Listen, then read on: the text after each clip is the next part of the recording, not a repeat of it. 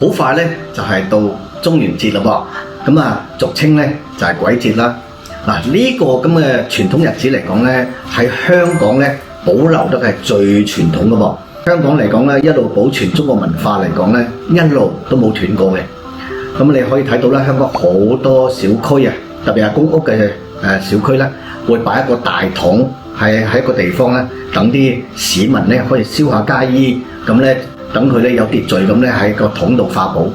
咁啊喺7月14嚟講咧，其實佢唔一定係拜祭先人嘅喎，更多咧會拜祭啲咧就係遊魂野鬼，即使一樣嘢平時係冇人去拜祭嘅嗰啲咁啊飄啦嚇叫做。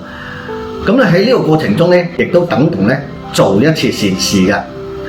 我建議咧，其實如果你長期運氣唔順，或者係一路有病痛啊、有患疾都醫唔好嘅話咧，做呢一啲動作，就係7月14或者7月15咧，中元節呢個時間咧，做一做燒街衣呢個動作。嗱呢個嚟講咧，真係非常有效嘅噃，不妨咧去試一試。反正嚟講咧，嗰啲物品嚟講係非常之平嘅，可能你就係用幾十蚊就已經可以做一次嘅。不妨咧今年咧有時間就去試一試去做呢個動作。